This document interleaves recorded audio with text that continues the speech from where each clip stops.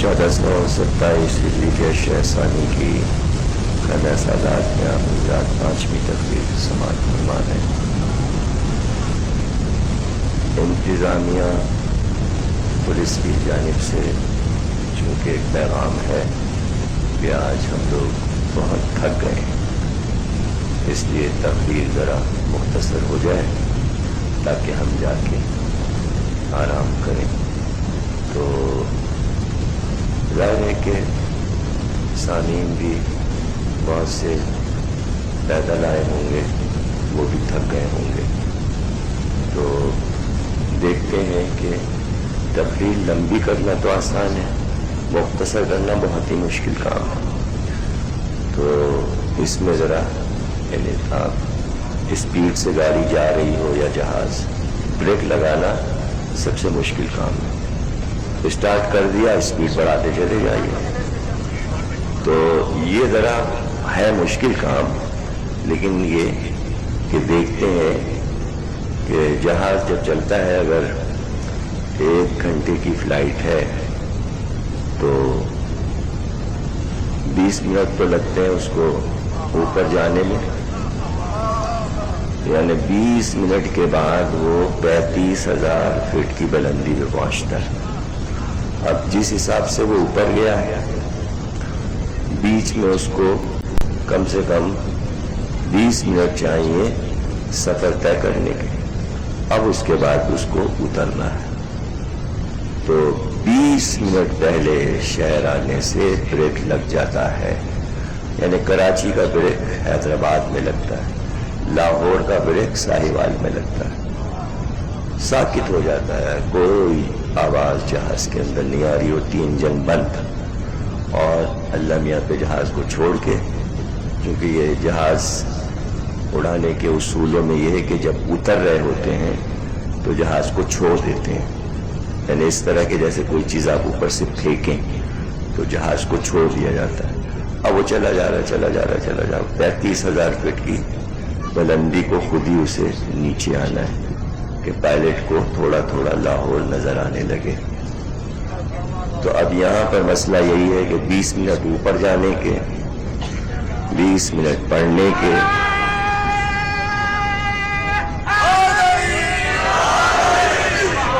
اور 20 منٹ ممبر سے اترنے کے، اور بریک ہمارے ہاتھ میں نہیں ہے۔ جہاز کا بریک تو پائلٹ کے ہاتھ میں ہوتا ہے، مجلس کا بریک جو ہے وہ حیدر کے ہاتھ میں۔ تو اب یہ کہ بریک تو آپ لوگ لگائیے گا، جب آپ کو چاہیے کہ بس اب مجلس ختم ہو جائے چپ بیٹھ جائیے گا، کچھ نہ بولیے گا۔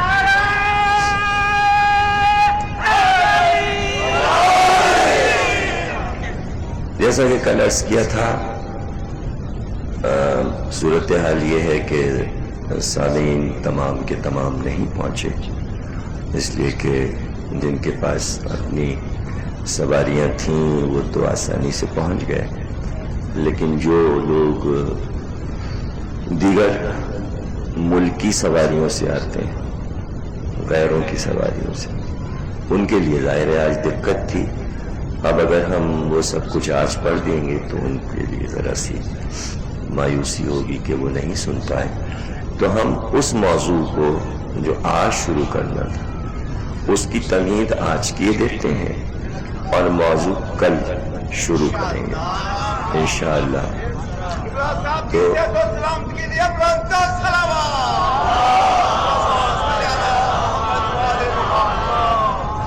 تو ارادہ یہی تھا کہ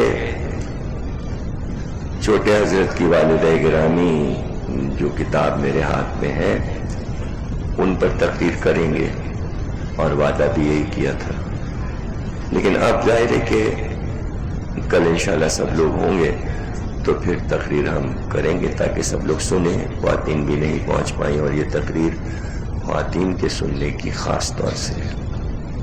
تو ایسا کرتے ہیں آج کہ آپ کو ہم یہ بتاتے ہیں کہ تحقیق کسے کہتے ہیں اور تحقیق کیسے کی جاتی ہے، اور یہ کتابیں جو کہ خالص علمی ہوتی ہیں اور ان عظیم ہستیوں پہ لکھی جاتی ہیں، اس میں کتنی احتیاط کی ضرورت ہوتی ہے. تو جہاں پر احتیاط ہوتی ہے اور اس احتیاط کے راستے کو کیسے اپنایا جاتا ہے وہ ہم آپ کو نازک منزلیں جو لکھنے میں آتی ہیں وہ ہم اپنے نوجوانوں کو سمجھائیں گے، تاکہ یہ کی پوائنٹس ہیں. اگر کوئی کتاب لکھنا چاہے تو اگر یہ ذہن میں ساری چیزیں ذہن نشین ہو جائیں گی تو مضمون اور کتاب لکھنا آسان ہو جائے گا کہ تحقیق ہوتی کیسے، ریسرچ کیسے ہوتی. عام طور سے ریسرچ کرنے کے لیے ہمیشہ پہلا اصول یاد رکھیں کہ ریسرچ ہر چیز پر نہیں ہوتی. ریسرچ ہر اس چیز پہ ہوتی ہے جس پر کچھ نہ ملتا ہو. سمجھ گئے نا؟ یعنی جس چیز پر میٹر موجود ہو اس پہ ریسرچ نہیں ہوتی. مثلا کسی سبجیکٹ پر بازار میں 25 کتابیں موجود ہیں تو اب اس پہ کیا ریسرچ ہوگی؟ وہ تو کام ہو چکا. ریسرچ ہوتی ہے اس پر کہ ایک لفظ آپ لے لیجئے اور آپ کے ذہن میں یہ نہ ہو کہ اس کے معنی کیا ہیں، اس کے معنی کہاں ملیں گے، کس سے پوچھیں گے، کون بتائے گا. یہ سوال جو پیدا ہونا شروع ہوئے یہ ریسرچ کی بنیاد ہوتے ہیں. تو میں نے زیادہ تر موضوعات جن لوگوں نے ہماری تقریریں برسا برس سے سنی ہیں تو انہوں نے دیکھا ہوگا کہ تقریر میں بھی ہم نے یہی پہلو رکھا اور تحریر میں بھی کہ ہر اس موضوع کو اپنایا جائے اور سامنے لایا جائے کہ جس میں سوالات قائم ہوں اور میٹر پہلے سے موجود نہ ہو بلکہ ذہن جمع کر رہا ہو. جیسے کمپیوٹر میں سسٹم ہے کہ پہلے وہ لوڈ کرتا ہے پھر مواد کو سنوا دیتا ہے تو لوڈ کرنا پڑتا ہے اور ذہن کا کمپیوٹر ان چیزوں کو یکجا کرتا ہے.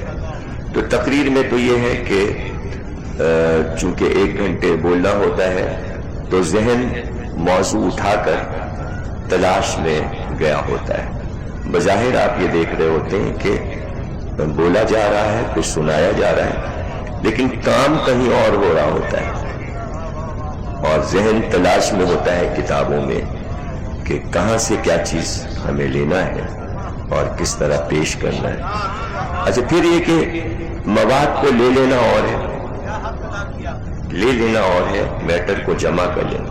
اب اس کی دوسری منزل آتی ہے سجائیں کیسے، کمپائل کیسے کریں اور اسے ایڈٹ کیسے کریں. اگر میٹر زیادہ ہو گیا تو اس کے معنی کئی جلدوں پر مواد ہو گیا، کئی تقریریں ہو گئی. تو کیا ہم اسے مختصر کر سکتے ہیں اور مختصر کر کے اپنی بات کہہ سکتے ہیں یا طویل میں ہی بات کرنا ہے؟ تو اس میں بھی ایک فیصلہ ہوتا ہے کہ اس میٹر کو ہم کم میں کہیں یا زیادہ میں کہیں، وقت کم لگے یا زیادہ لگے. تو یہ میٹر کی خوبصورتی پر ہے کہ اگر زیادہ بھی ہو جائے تو ذہن گواہی دیتا ہے کہ پڑھنے سے اکتائے گا نہیں یا سننے سے اکتائے گا نہیں، دلچسپی ہو جائے گی. اب اس کے بعد فیصلے عقلی ہوتے ہیں. بغیر عقلی فیصلوں کے تحقیقی مواد کو سیٹ نہیں کیا جا سکتا. اب اس میٹر کو جو آپ نے جمع کر لیا، مرحلہ آتا ہے ذہن سے کاغذ پر آنے کا. تو پہلا فیصلہ یہ کرنا ہوتا ہے کہ کس طرح شروع کریں. یہ لکھائی میں ٹیکنیک کہلاتی ہے. اور آخر ہوتا ہے کلائمیکس کہ جہاں پر طے کرنا ہوتا ہے ختم کس طرح کریں. اور یہ 2 کام مشکل ہوتے ہیں، شروع کر دینا اور ختم کر دینا. یہ 2 مشکل کام ہوتے ہیں. شروع ہو جائے تو آسان ہو جاتا ہے، پھر تحریر رواں ہو جاتی ہے، آدمی لکھتا جاتا ہے یا بولنے میں آدمی بولتا چلا جاتا ہے. پہلی منزل ہوتی ہے کیسے شروع کریں. اس لیے قدرت نے ایک انتظام کر دیا کہ تم شروع کرو تاکہ تمہیں یہ تلاش نہ کرنا پڑے کہ کیسے شروع کرے. اس لیے اللہ نے اپنے حبیب کو بتایا یوں شروع کرو، بسم اللہ الرحمن الرحیم.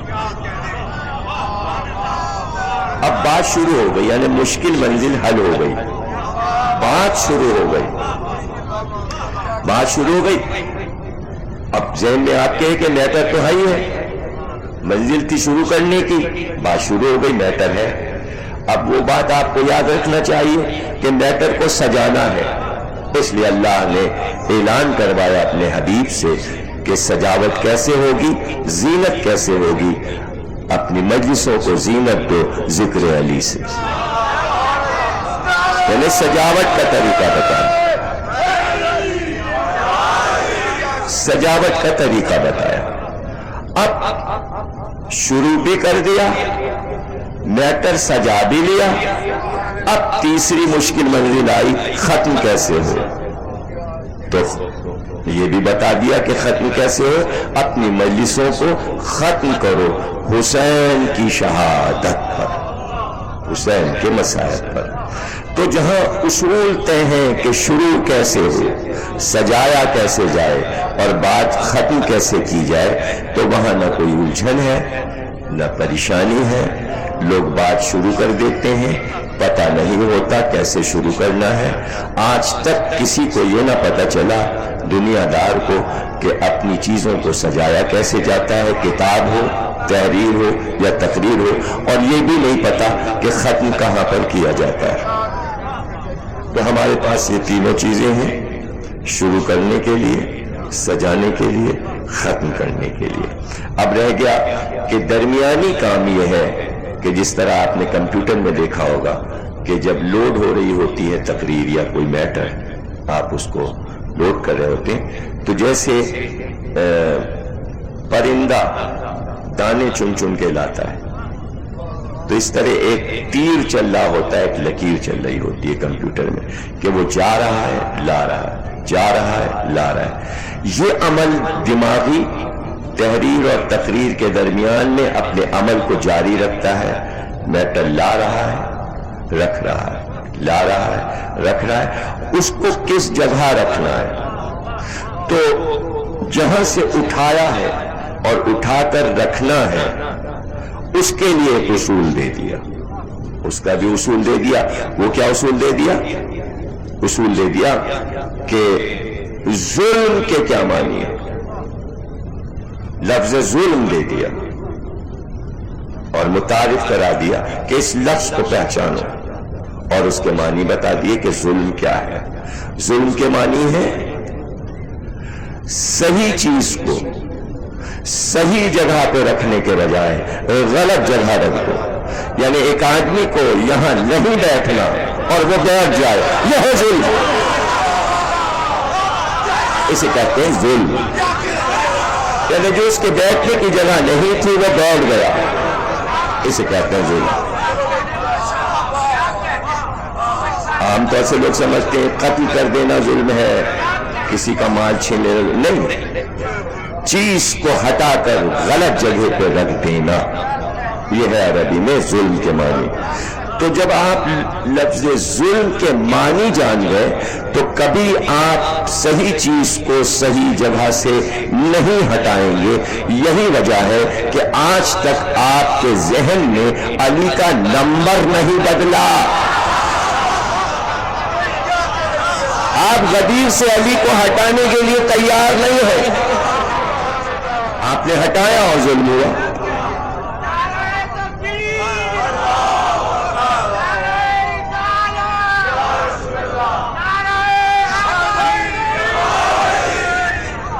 اور نبی نے بتایا کہ یعنی آپ نے غلط جگہ پر چیز کو رکھا، یہ ہوا ظلم. لیکن اب اس کا اپوزٹ بھی تو ہوگا نا کچھ. وہ ہے منزل اعتدال، اور منزل اعتدال منزل امامت ہے. تو منزل اعتدال کو غدیر میں نبی نے سمجھایا. اور کس طرح سمجھایا کہ قافلے کو روک کر کہا ٹھہرو، اور بلال سے کہا اذان دو، اور اس کے بعد کہا کہ ابھی نہیں پیغام سنایا جائے گا. جو آگے بڑھ گئے ہیں انہیں واپس بلاؤ، جو پیچھے رہ گئے ہیں ان کا انتظار کرو. یعنی منزل مولائیت پر جہاں علی آنے والے ہیں بحکم الہی، وہاں مجھے یہ پسند نہیں ہے کہ ولایت علی میں کوئی بہت آگے بڑھ جائے، کوئی اتنا پیچھے رہ جائے. وہاں آؤ جہاں میں ہوں، یہ ہے منزل اعتدال. پیغمبر نے بتایا کہ یہ ہے وہ جگہ، آگے بڑھنا نہیں، پیچھے رہنا نہیں. اور اسی کو حدیث میں کہہ دیا کہ کچھ وہ ہوں گے جو علی کو اتنا بڑھا دیں گے، اتنا بڑھا دیں گے کہ خدا بنا دیں گے، اور کچھ وہ ہیں جو اتنا گھٹا دیں گے، اتنا گھٹا دیں گے کہ گھٹیا لوگوں سے مقابلہ کرنے لگیں گے. رسول نے کہا وہ بھی جہنم میں جائیں گے، یہ بھی جہنم میں جائیں گے، یہ بھی جہنم میں جائیں گے، وہ بھی جائیں گے.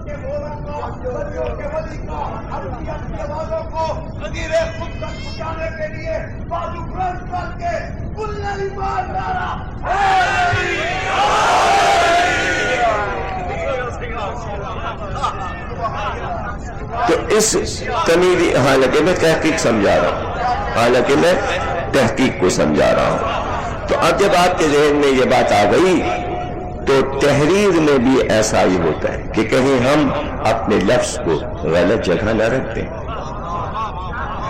ہے نا. لفظ غلط کا استعمال، اور پھر جب وہ پروقار ہستیاں ہوں، اور یہ منزل اللہ اکبر جہاں ہم غازی کے نام سے تھر تھراتے ہیں، تو یہ اس عصمت ماں بی بی کی بارگاہ میں حاضری ہے جو باب الحوائج کی ماں ہے. اور ہم مسلسل تقریریں کریں گے حضرت ام البنین پر، اور وہ سب کچھ بیان کریں گے جو ہم اس کتاب میں نہیں لکھ پائے. کتاب پڑھنے کے بعد اندازہ ہوا ابھی کیا کیا رہ گیا. تو اگر آپ ان تقریروں کے کیسٹ اور یہ کتاب دونوں ریکارڈ میں رکھیں گے تو دونوں مددگار ہوں گی چیزیں. اور اس کے بعد ظاہر ہے کہ اس حوالے سے غازی کا ذکر بھی بار بار آئے گا. تو ہو سکتا ہے کہ ساری تقریریں نظر غازی ہو جائیں. اور ملتان سے بھی یہی فرمائش آئی کہ پورا عشرہ حضرت عباس پہ پڑھی ہے. اور ابھی میں ان کا فون سن رہا تھا کہ کراچی سے یہ پیغام آیا کہ چیلم کا پورا عشرہ حضرت عباس پہ پڑھی ہے. تو اب آپ کی یہ 5 تقریریں ملا کے 25 تقریریں حضرت عباس پہ کرنی. اور آپ کو معلوم ہے کہ ملتان کی کراچی میں نہیں دوہراؤں گا، اور کراچی اور ملتان کی لاہور میں نہیں کرنی. تو ریکارڈ ہی 25 یعنی سلوجبلی. اور ویسے بھی تقریباً اب تک 40 سال میں 70 تقریریں میں حضرت عباس پہ کر چکا ہوں، اور جس میں سے کم 22 تقریریں حضرت ام البنین پر ہوں گی. اس کے بعد سمجھیے کہ کتاب لکھنے کی نوبت آئی. جب اتنے دن میں تحقیق کرتا رہتا ہوں، اس کے بعد تحریر شروع ہوتی ہے. سوچتا رہتا ہوں، نقطے منبر پر آتے رہتے ہیں، کچھ اور فکر ہوتی رہتی ہے. تو اب ہے مسئلہ اس عظیم ہستی کی کتاب کو میں کیسے شروع کرتا، کیا کرتا. تو روشنی ملتی ہے پرانے لوگوں سے جنہوں نے ائمہ سے روشنی لی کہ ہماری ہر کتاب کسی نہ کسی بات سے شروع ہوئی ہوگی. اصول کافی ہو، تہذیب ہو، بہار ہو، استبصار ہو، جتنی بھی بنیادی کتابیں ہیں. تو آپ یاد رکھیے کہ صرف 3 موضوع سے ہماری کتابیں شروع ہوتی ہیں. 3 موضوع سے، چوتھا کوئی موضوع نہیں. ہر کتاب شروع ہوگی 3 میں سے کسی ایک چیز پر. وہ 3 چیزیں کیا ہیں؟ ہماری کتاب شروع ہوگی، پہلا چیپٹر یا تو عقل سے شروع ہوگا، یا نور سے شروع ہوگا یا علم سے شروع ہوگا. یہ بات دنیا کے کہیں لکھنے والوں میں نہیں پائی جاتی. یہ شرط صرف ہمارے یہاں ہے کہ اصول کافی باب العقل سے شروع ہوگا. عقل پہ پہلے بحث ہو جائے گی عقل کیا ہے, اس کے بعد کتاب شروع ہوگی, یا پھر نور پہ بحث ہوگی یا پھر علم پہ بحث ہوگی. اور کائنات کا سب سے بڑا علم قرآن ہے. اس لیے میں نے پہلے چیپٹر کو قرآن سے شروع کیا کہ قرآن میں عورت کی عصمت کیا بیان ہوئی. کتاب جب انشاءاللہ آپ پڑھیں گے, وہ تو 5-7 کتابیں آئی تھیں تو وہ اسی وقت 2 منٹ میں شائقین لے گئے. اور یہ تو خیر ہمیں معلوم ہے کہ لاہور والے پڑھنے لکھنے کے بڑے شوقین ہیں, کراچی والوں سے کئی گنا زیادہ. تو اب وہ ظاہر ہے کہ کتاب سب نے کہا کہ بھائی کہاں ہیں کتابیں. تو صبح میں نے قائم رضا صاحب کو فون کیا کہ کچھ کتابیں PIA سے بھجوا دو ہمیں. تو صبح کی فلائٹ سے 10-11 بجے تک کچھ کتابیں آ جائیں گی. تو جن لوگوں نے کہا ہے, وہ ایک یہ بچی تھی, یہ بھی ایک بچے نے بک کروا دی ہے جو میرے ہاتھ میں ہے. یہ وہ بک کروا کے بچہ گیا تھا, اس کا حصہ ہے, لیکن ہاتھ میں رکھا کہ اس میں تاکہ کچھ دیکھ سکوں حوالے کے لیے. قرآن میں عورت کا کیا مرتبہ ہے, اور زیادہ بڑے چیپٹر میں نے نہیں رکھے کہ پڑھنے میں الجھے نہ آئے, بہت مختصر. تو میں نے اس میں لکھ دیا ہے کہ قرآن میں 11 عورتوں کا ذکر ہے. 11 عورتوں میں 10 عورتوں کا نام اللہ نے نہیں بتایا اور 11ویں عورت کا نام لیا ہے. چونکہ عصمت مآب اور اس عصمت مآب خاتون پر کتاب تھی, اس لیے میں نے یہ پہلو نہیں رکھا کہ قرآن میں 2 طرح کی عورتوں کا ذکر ہے. کچھ اچھی عورتیں ہیں اور کچھ بری عورتیں. 11 وہ عورتیں ہیں جن کا جواب نہیں کائنات میں. 6 وہ ہیں کہ جو قرآن کی نظر میں مذمت کے قابل ہے. چونکہ کتاب عظیم بی بی پر تھی, اس لیے میں نے صرف اچھی بیویوں کا ذکر کیا اور اس کو میں نے موقوف کر دیا. قرآن میں موجود ہے, وہ کسی اور موقع کے لیے اٹھا رکھتے ہیں. 11 بیویوں کا قرآن میں ذکر ہے اور ان کا ذکر ان کے شوہروں کے ساتھ ہے. چونکہ شوہروں کے ساتھ ذکر تھا اس لیے نام نہیں لیا. یہ قرآن کی تہذیب ہے کہ جہاں شوہر کا ذکر ہو رہا ہو اب بیوی کا نام کیوں لیا جائے. اس لیے کہ شوہر اس کی پہچان ہے, نام لینے کی ضرورت نہیں. تو جناب حوا کا ذکر کیا, نام نہیں لیا, نام نہیں لیا. جناب سارہ کا ذکر کیا, نام نہیں لیا. جناب حاجرہ کا ذکر کیا, نام نہیں لیا. جناب رحیمہ کا ذکر کیا, نام نہیں لیا. جناب آسیہ کا ذکر کیا, ان کا نام نہیں لیا. سب کے شوہروں کا ذکر کیا. آدم کے حوالے سے حوا کا ذکر کیا, سارہ کا ذکر ابراہیم کے حوالے سے کیا, حاجرہ کا ذکر ابراہیم کے حوالے سے کیا, بلقیس کا ذکر سلیمان کے حوالے سے کیا, زلیخا کا ذکر یوسف کے حوالے سے کیا, آسیہ کا ذکر فرعون کے حوالے سے کیا, جناب خدیجہ کا ذکر رسول اکرم کے حوالے سے کیا, جناب سیدہ کا ذکر علی کے حوالے سے کیا. اب چونکہ مریم کے شوہر نہیں تھا اس لیے یہاں پر نام لیا, یا مریم, یہاں پر نام لیا. اور یہ 11 عورتوں میں واحد بیوی ہیں جن کو اللہ نام سے پکارتا ہے, اس لیے کہ ان کی پہچان ان کا نام ہے یا ان کا باپ ہے یا ان کا بیٹا ہے. اور ظاہر بیٹے سے پہلے وہ مریم بنت عمران کہی جاتی ہے, آپ کے حوالے سے ان کا تعارف ہوتا ہے. تو ان 11 عورتوں کا ذکر کرنے کے بعد پھر میں نے اس میں چیپٹر رکھا کہ علی کی کتنی بیویاں تھیں، علی کی ازواجی زندگی. پہلی بار میں نے اس میں بہت تفصیل کے ساتھ، تحقیق کے ساتھ ایک جگہ پر یہ بات بتائی کہ جناب سیدہ کی حیات میں مولا علی نے کوئی عقد نہیں کیا، لیکن شہادت کے بعد، شہادت کے 6 مہینے کے بعد بی بی کی وصیت کے مطابق آپ نے سب سے پہلا عقد جناب امامہ سے کیا، اور اس کے بعد تفصیل وار کس عقد کے بعد کون سا. اب یہاں پر آنے کے بعد اس منزل پر بیبیوں کے نام لکھنے تھے. کتنی بیبیاں حیات علی میں زندہ رہیں، شہادت علی پر کئی بیبیاں زندہ تھیں، ان کے نام، پھر کس بیوی سے کون سا بیٹا ہوا، کون سی بیٹی کس بیوی سے ہے، 19 بیٹوں کے نام، 19 بیٹیوں کے نام، ان کی ماؤں کے نام، کتنے اس میں سے کربلا میں شہید ہوئے. اب یہاں پر منزل ایک آتی ہے کہ ہمیں سن لکھنا تھا، کہ ہمیں یہ پتا ہو کہ ام البنین کی شادی کا سن کیا ہے. اب یہاں وہ جو تمہید میں نے کہا کہ تحقیق کیسے کام کرتی ہے، آج کی تقریر بس یہ سمجھیے تمہیدی ہو گئی ہے، اس لیے کہ کل ماشاءاللہ سے سب لوگ آئیں گے تو ہم پھر اپنے مواد کو اور میٹر کو کل گفتگو کریں گے. یہ چیزوں کو ذرا سا ذہن نشین کر لیں آپ، تو ہیں یہ بہت خشک لیکن بہت خوبصورت چیزیں، یہ آپ کے کام آئیں گی اور یاد رہیں گی.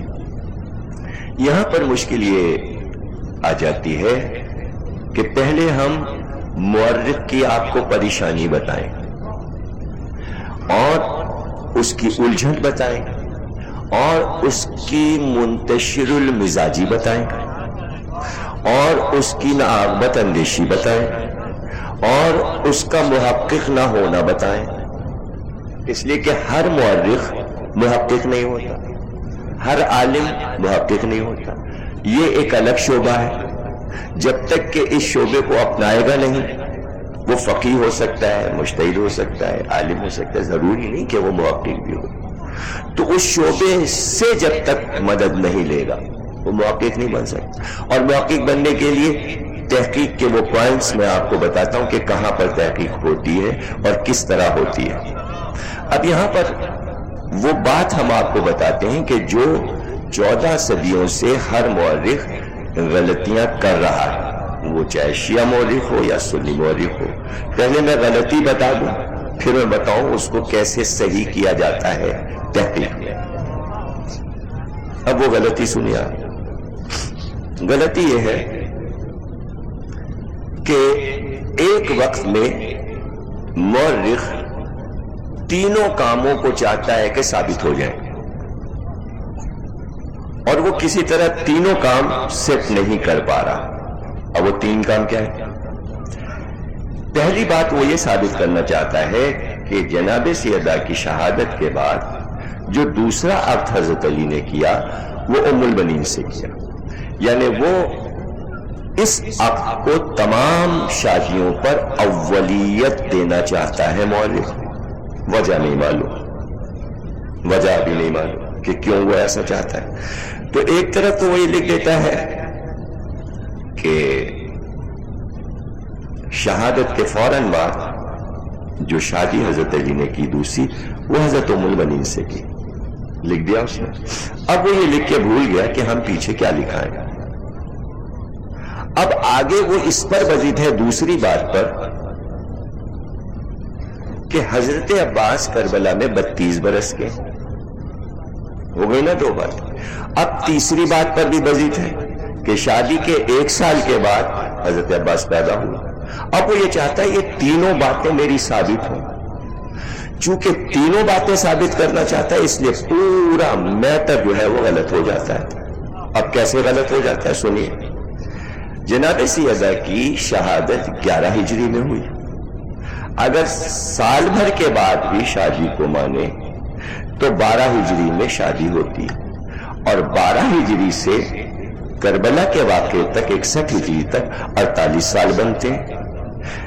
یعنی ام البنین کی شادی کو سن 61 ہجری میں 48 برس ہوں گے. وہ شادی دکھا رہا ہے فوراً یعنی 12 ہجری میں، اور وہ بن رہے 48 برس کربلا میں۔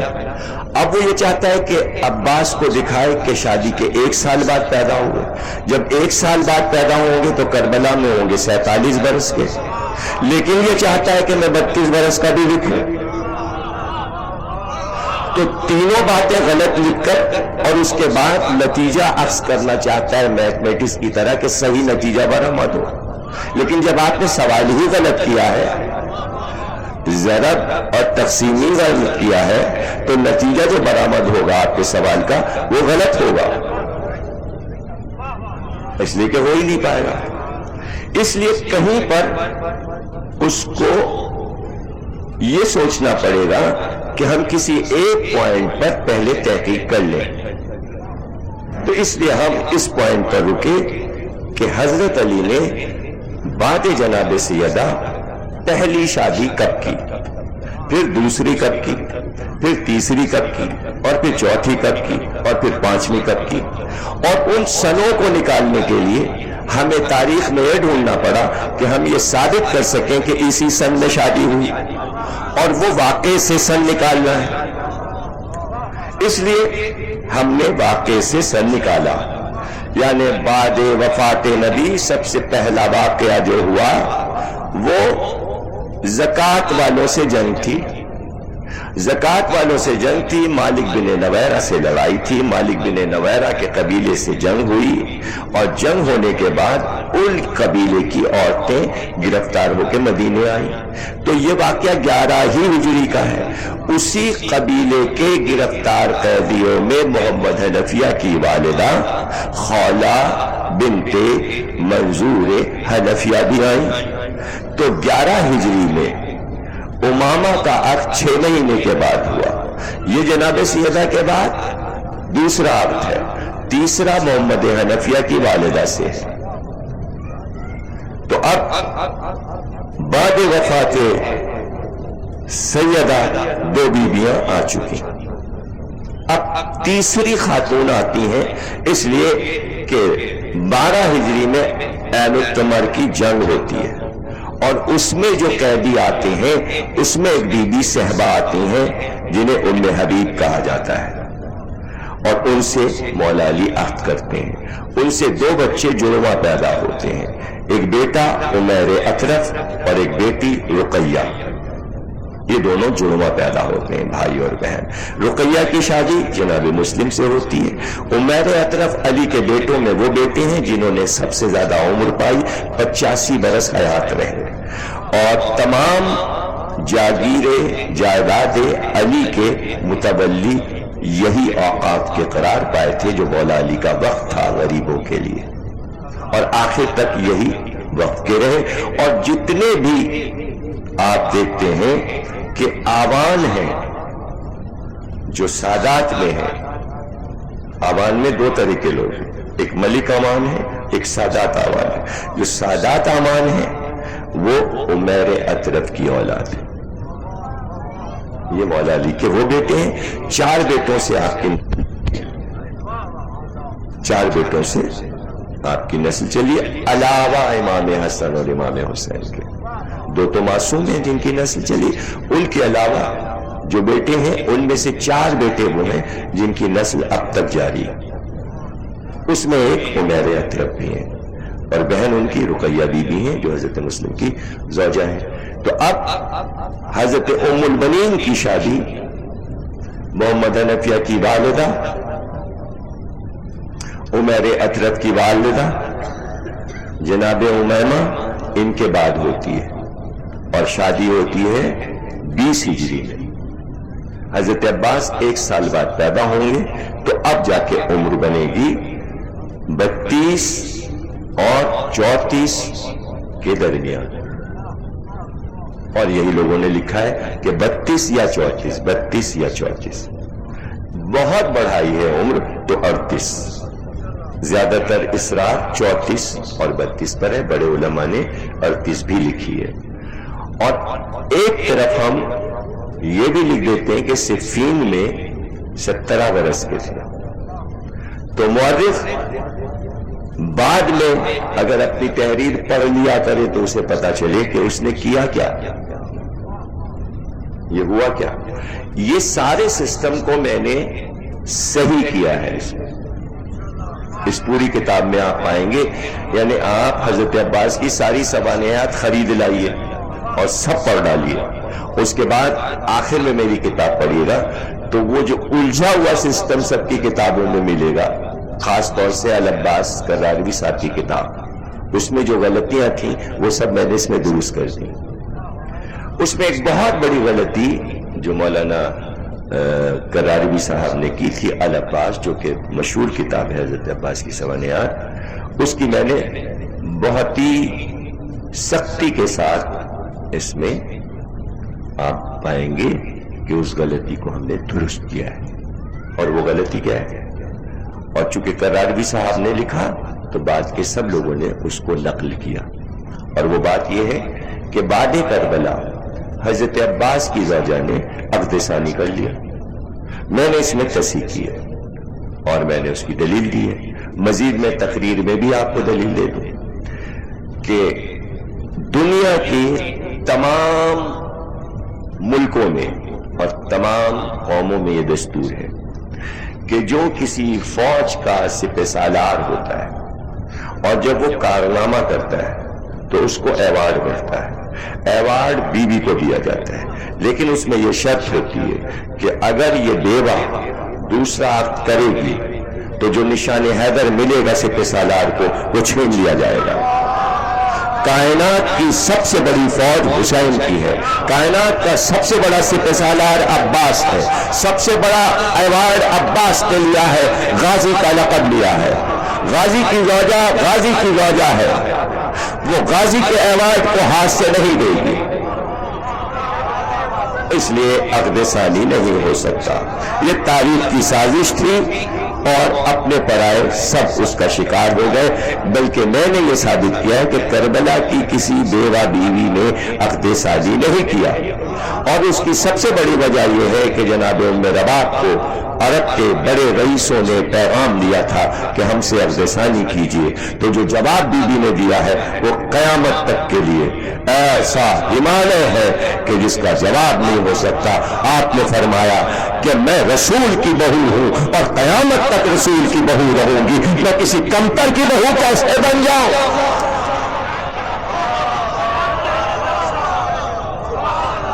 تو عباس کی زوجہ رسول کی بہو ہے، علی کی بہو ہے۔ رسول اور علی سے بڑا کون آدمی ہو سکتا ہے جو مقابل آ سکتا ہے؟ تو اس میں ایک چیپٹر میں نے حضرت عباس کی زوجہ پر بھی لکھا بحیثیت اس کے کہ ام البنین کی بہو، حالانکہ وہ حضرت عباس پہ جو میری کتاب ہے اس میں زیادہ ڈیٹیلز آئیں گی، لیکن ایک چیپٹر میں نے اس میں رکھا ہے، اور وہ چیپٹر بھی رکھا کہ انیس و دبیر نے کیسے پیش کیا ہے ان ہستیوں کو، یہ بھی اس میں نے چیپٹر رکھا ہے۔ تو یہ ہوتی ہیں تحقیق کی وہ منزلیں کہ جہاں سے ہمیں گزرنا ہوتا ہے، اور ہمیں احتیاط کا لفظ جو میں نے کہا تھا کہ ہم احتیاط کیسے برتیں، احتیاط کس طرح برتیں، اور پھر اس کے بعد ہم نے یہ بھی واضح کر دیا علی کی 19 بیٹیوں کو لکھ کر بتا دیا کہ یہ بیٹیاں ہیں اور یہ ان کے شوہر ہیں اور یہ ان کی اولاد ہے، اور یہ جتنے 19 بیٹیوں کے شوہر ہیں ان کی نسل دیکھیے، ان کا شجرہ دیکھیے، تو ظاہر علی عادل ہے۔ ایسا نہیں ہوگا کہ ایک داماد برتر لائیں اور ایک کمتر لائیں، تو اگر 18 بیٹیوں کے شوہر اعلیٰ نسل کے ہیں تو 19واں داماد کمتر نہیں ہو سکتا شجرے کے اعتبار سے۔ تو میں نے اس میں وجہ بھی بتا دی اور لکھ دیا میں نے کہ علی کے کتنے داماد تھے، اور کوئی بھی علی کا داماد کسی غیر قبیلے اور خاندان سے نہیں ہے، بلکہ سب چچا اور ماموں کے بیٹے، کہ جہاں علی کی بیٹیاں بیاہ کر گئیں، اور خوش قسمت تھی علی کی بیٹیاں کہ ان کے دور میں ایسے بیٹے موجود تھے اعلیٰ کہ علی کی بیٹیاں بیاہ گئیں۔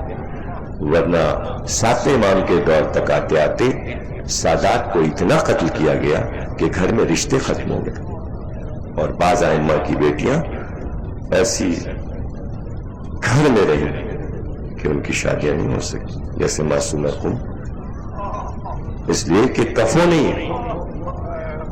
یہی سب سے بڑی دلیل ہے کہ سیدانی غیر سید کے گھر جاتی ہی نہیں، یہ ائمہ نے دستور رکھا۔ یہ بھی مصائب ہے نبی زادیوں کے لیے، یہ مصائب ہے کہ ان کے کفو پہلے ہی قتل کر دیے گئے، یعنی اگر حسنی سادات قتل نہ ہوتے تو 10ویں امام کے دور تک ساری بیٹیاں بیاہتی رہتے۔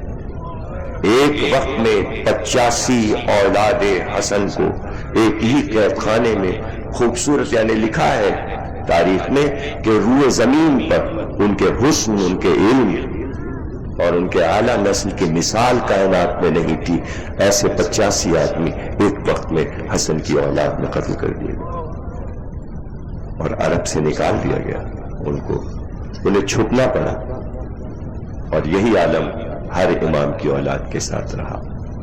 تو یہ ایک پورا تاریخ کا ورق ہے جس کے سامنے بغداد کی دیوار سامنے کھڑی ہوئی۔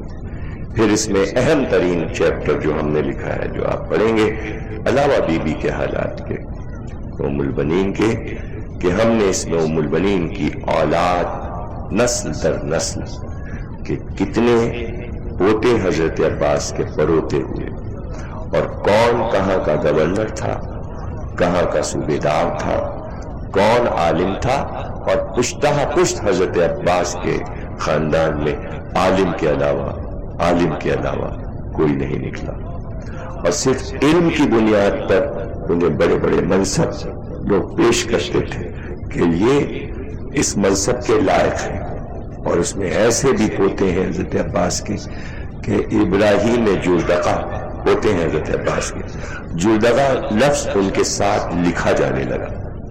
جلدقہ کہتے ہیں روٹی بانٹنے والے کو، یعنی سخاوت، آپ دیکھیں نا حضرت عباس کی حاضری جو ہوتی ہے تو اولاد میں روٹی دینا، تقسیم کرنا، سخاوت حضرت عباس کی نسل میں بھی۔ اب یہاں پر یہ ساری چیزوں کو سمیٹتے ہوئے مختصر بات کرتے ہیں جہاں سے ہم کل بات شروع کر سکیں کہ یہ سب کچھ کب ملتا ہے اور کیسے ملتا ہے، اور نسلوں میں کیسے یہ ناموری جاتی ہے۔ یہ بزرگوں کی نگاہیں اسے ہیرے کے ترازو کی طرح تولتی ہیں کانٹے پر کہ بیٹی کیسی لانی ہے۔ سمجھ گئے آپ موضوع؟ اس کتاب کا موضوع یہی ہے کہ علی نے انتخاب کر کے یہ نہیں بتایا کہ میں انتخاب کا اعلان کر رہا ہوں یا مجھے ضرورت ہے، یہ پوری امت کو سکھایا کہ جب علی جیسا امام عورت کے انتخاب میں احتیاط برتتا ہے تو تم بھی ساری زندگی احتیاط برتنا، اس لیے کہ عورت صرف تمہاری ضرورت نہیں ہے، عورت کی سب سے بڑی اہمیت یہ ہے کہ وہ آنے والی نسل کی ماں بننے والی ہے، اور ایک نسل کی نہیں، جب تک روئے زمین پر تمہاری نسل باقی رہے گی اصل ماں کی طرف لوٹے گی، اور اگر وہی صحیح نہیں ہے تو ساری عمارت ٹیڑھی ہوتی چلی جائے گی، بنیاد ٹیڑھی ہے۔ تو علی نے بعد سیدہ، وہاں تو خدا کا انتخاب تھا بھائی، وہاں تو خدا کا انتخاب تھا کہ ابو طالب کی انتخاب جو ہو رہی ہے بہو، وہ بھی خدا انتخاب کرے، اور رسول کا جو داماد چنا جا رہا ہے وہ بھی انتخاب اللہ کرے۔ تو اللہ نے تو دو طرفہ انتخاب کیا، اس میں کسی کا حصہ نہیں ہے۔ نبی کے لیے داماد اللہ نے چنا، ابو طالب کے لیے بہو اللہ نے چنی، اس لیے عرش پہ نکاح ہوا۔ لیکن اب وہ عصمت کا انتخاب تھا، وہ توحید کا انتخاب تھا، اب یہ دنیا کا انتخاب ہے، تاکہ مادی انسان علی کے اس عمل پر تاسی کے ساتھ قدم رکھ کر یہ نہ کہہ سکے کہ یہ مشکل منزل ہے، یعنی اب عصمت بی بی معصوم بی بی جنت میں گئی، اب میں دوسری شادی کر رہا ہوں، اب یہاں تم تاثیر کر سکتے ہو میری کہ میں جیسی بیوی لا رہا ہوں، تمہارا انتخاب کا طریقہ بھی یہی ہونا چاہیے۔ تو اس انتخاب میں دیکھنا کیا کیا ہے، کیا دیکھنا ہے انتخاب میں؟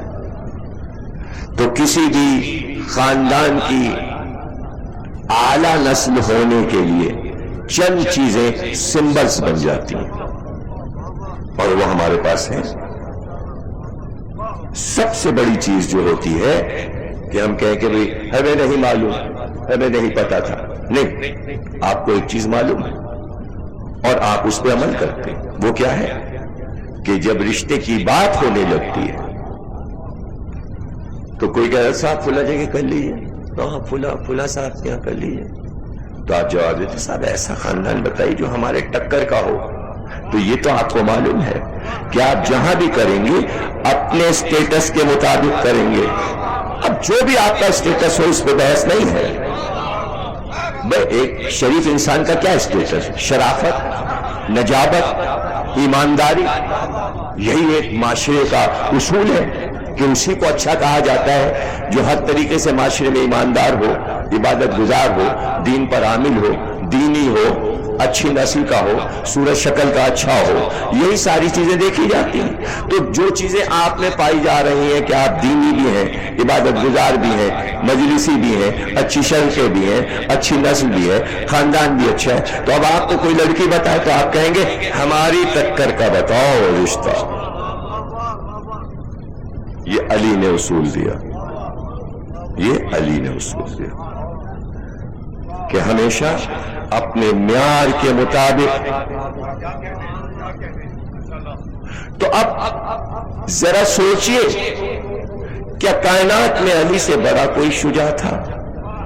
کتنا میں عجیب پوائنٹ دے رہا ہوں، ہے سامنے کا پوائنٹ لیکن نیا بنا کے دے رہا ہوں۔ علی سے بڑا کوئی شجاع ہے نہیں۔ خاندانی اعتبار سے علی کے خاندان سے بڑھ کے عرب میں بہادر بھی کوئی نہیں ہے نا۔ ایسا بہادر انسان یہ کہے کہ عقیل میری بھی، تو ایسا ہوگا ضرور۔ اور کل کی تقریر ہم یہاں سے شروع کریں گے کہ علی نے جو لفظ شجاعت استعمال کیا ہے، تو دیکھیے ہم یہ کہتے دیتے ہیں کہ عقیل سے کہا کہ شجاعت قبیلے کی لڑکی تلاش کرو، لیکن اب تک ہم نے اس پہ تقریر نہیں کی کہ اس قبیلے کی شجاعت کیا تھی جو علی کی نظر میں تھی، وہ کل ہم پڑھیں گے۔ یعنی عباس کا ددیار تو ازہر من الشمس ہے۔ عباس کے دادا پردادا باپ کی شجاعت تو زمانے میں اس طرح مشہور ہے جیسے آفتاب نکلا، لیکن عباس کے ننیال والوں کی شجاعت سنائی جائے کہ جسے علی اپنے برابر کی شجاعت کہہ رہے ہیں، تو وہ کیا چیز ہوگی جو علی جیسا شجاع کہے؟ تو اب وہ ساری مثالیں تو بہت ساری ہیں جو کل دیں گے۔ ایک چھوٹی سی مثال دیتے ہیں آپ کو، اور شاید یہ کتاب لکھنے کے درمیان میں یہ چیز سامنے آئی اور کبھی نہیں پڑھی میں نے مجلس میں، تو اس وقت اس کو میں پڑھوں، اور اس میں کتاب میں درج ہے کہ شجاعت کی تھا بتاؤں آپ کو کہ علی کی نظر کہاں ہے؟ عباس کے نانا کا گھر اور وہ قبیلہ جسے قبیلہ بنی کلاب کہتے ہیں، جہاں سے ام البنین آئی ہیں بیاہ کر، اس کی حد بتا رہے ہیں شجاعت کی ہم آپ کو۔ اور یوں تو مثالوں میں تو کل انشاءاللہ ہم حضرت عباس کے نانا پر نانا کی شجاعت اور بہادری سنائیں گے، لیکن ایک مثال ہے چھوٹی سی لیکن بہت بڑی مثال ہے دلیل کی۔ جنگ حنین اسلام کی آخری لڑائی، اور یہ مارکۃ الآرا جنگ ہے، بہت ہی مارکۃ الآرا جنگ ہے، اور مقابلہ بہت سخت ترین تھا، اس لیے کہ سارے قبائل جمع ہو گئے تھے دشمنی رسول اور اکٹھا ہو کر سب نے کہا تھا حملہ کر دو اور مار دو مسلمانوں کو، قتل کر دو نبی کو اور علی کو، اور اکٹھا ہو کے آئے تھے۔ اور جیسے سنتے آئے آپ کہ 1000 پہلے عرب کا قاعدہ تھا کہ گھوڑے سے اتر کے گھوڑے ہی کو مار ڈالتے تھے کہ سواری رہے گی تو پھر ہم بھاگنے کی سوچیں گے، اب میدان جنگ سے جانا ہی نہیں ہے، مر جانا ہے یہاں۔ تو وہ نکلے تھے اپنے گھر سے، تمام سامان گھر سے لے کے نکلے تھے، جانور، پرندے، ملازم، نوکر، چاکر، گھر کا سامان سب لات کے اونٹوں پہ نکل پڑے تھے، سب کے ساتھ سامان تھا۔ اس لیے سب سے زیادہ مال غنیمت حنین میں ملا مسلمانوں کو، اس لیے کہ سارا مال لے کے آئے تھے، بستر تک لے کے اپنے ساتھ چلے تھے، خیمے ساتھ لے کے چلے تھے، مرغیاں اور کبوتر اور بکریاں اور بھیڑیں بھی لے کے چلے تھے۔ اسی لیے سب سے زیادہ جانور مال غنیمت میں مسلمانوں کو، اس میں کئی سو اونٹ ایک ایک آدمی کے حصے میں، بکریاں کئی سو، بھیڑیں کئی سو ایک ایک آدمی کو ملی، سب امیر ہو گئے، اس لیے کہ سارا مال لے کے چلے تھے۔ ایک ضعیف ترین آدمی جو میدان جنگ کا بہادر آدمی تھا اور اس نے بڑی لڑائیاں لڑی تھیں، کافر تھا، تو اس کی عمر 85 برس کی ہو گئی تھی جب حنین کی جنگ ہونے والی تھی۔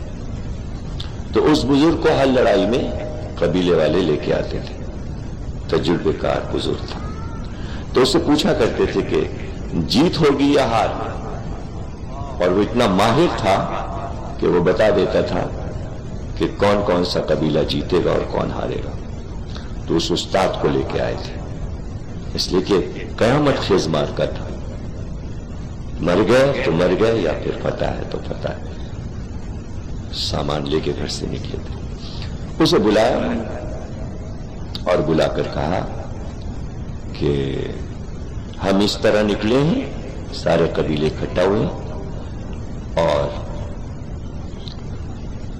آخری نبی محمد سے لڑائی ہے، مسلمانوں کے نبی سے لڑائی ہے، جنگ ہے۔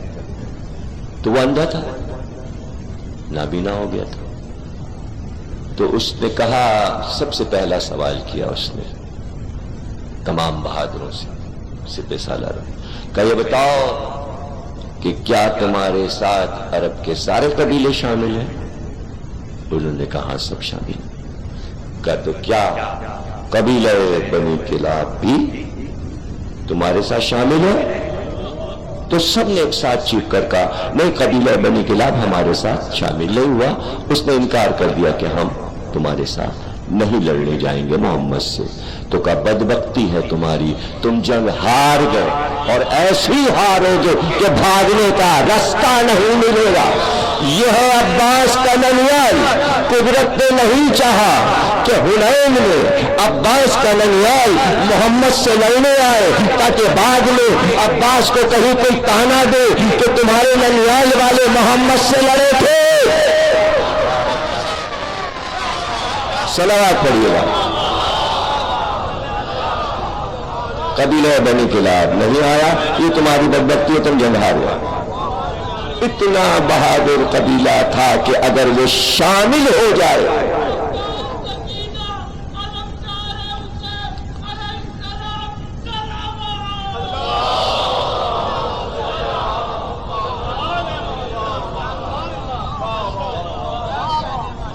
تو ماشاءاللہ آپ نے سنی بات، ہماری کچھ باتیں تحقیق سے متعلق، اور اسی موضوع کو آگے بڑھاتے ہوئے انشاءاللہ ہم آپ کو ولادت حضرت عباس کی تاریخ، سن، اس کو کیسے ٹیلی کیا گیا، کیسے اس کا انتخاب کیا گیا، اور پھر حضرت ام المؤمنین کی شادی کی تاریخ یعنی 17 رجب، وہ بھی تحقیق کر کے اس میں ہم نے لکھ دی ہے پہلی بار حوالے کے ساتھ۔ تو یہ تمام چیزیں تذکرہ آئے گا، اور اب ہم تقریر کو ختم کرتے ہیں۔ اور اس شان و عظمت کی خاتون تھی بی بی کہ ایک دستور آل محمد کے گھر کے کچھ اصول وضع ہو جاتے تھے، بن جاتے تھے، اور اس پر سب عامل ہوتے تھے۔ یہ بنی ہاشم کا پرانا قاعدہ ہے اور وہ آخر وقت قائم رہا۔ کہ جسے آپ تہذیب کہیے، ثقافت کہیے، تمدن کہیے. تو ایک اصول یہ بن گیا تھا کہ جب عید آتی تھی،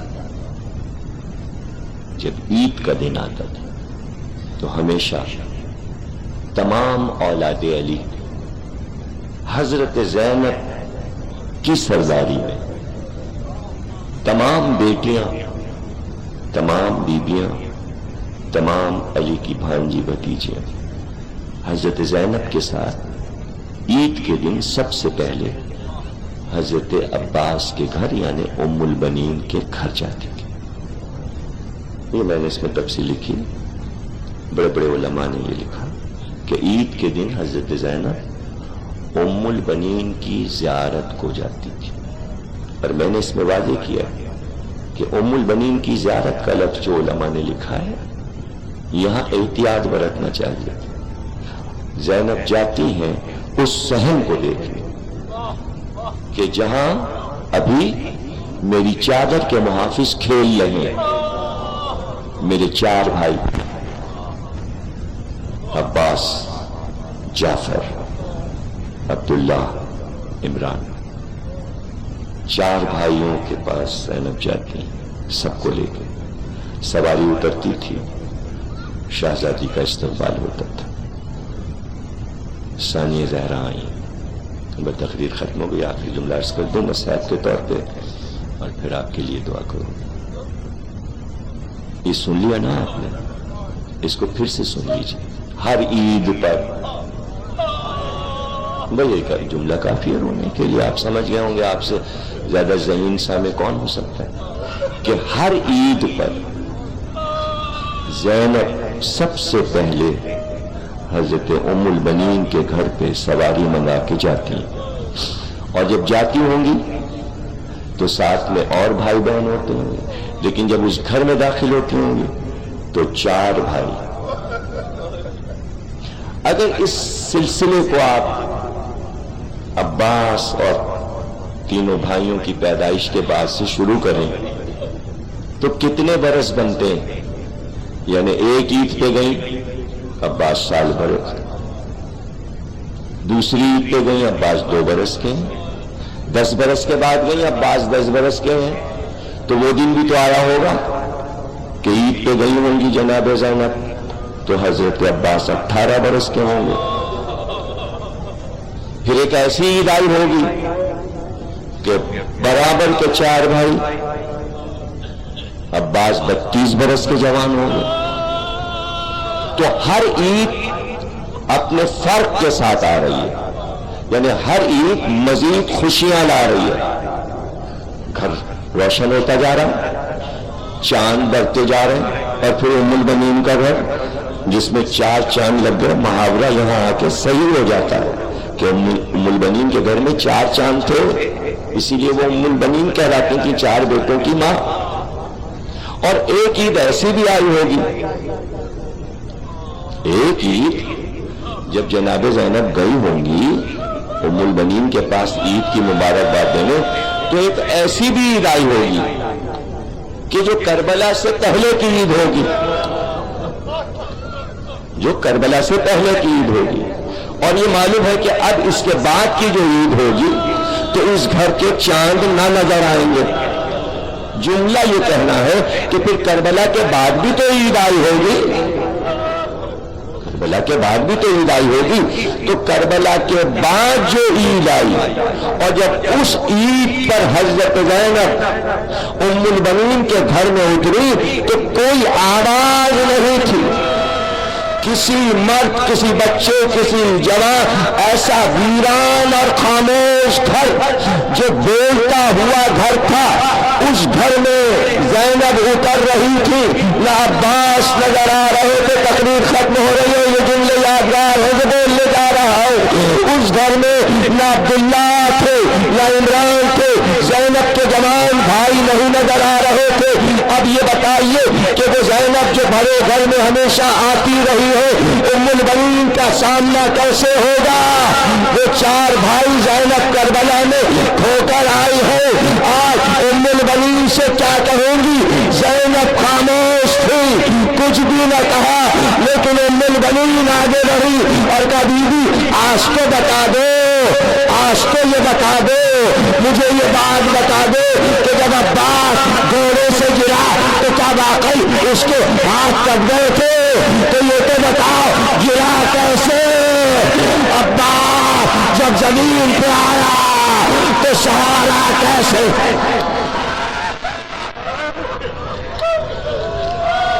بار الہ سے عبادت کو قبول فرما، ہمیں کوئی غم نہ دینا سوا غم حسین کے بہت کے محبت اور آل محبت، ہمیں جو بیمار ہیں ان کو شفا عطا فرما، جو لڑ گئے ان کی روحوں کو بخش دے، پروردگار بلاؤں اور مصیبتوں کو مومنین سے دور فرما، جو اولاد نرینہ نہیں رکھتے انہیں اولاد نرینہ عطا فرما، امام زمانہ کا ظہور فرما، تاجل فرما۔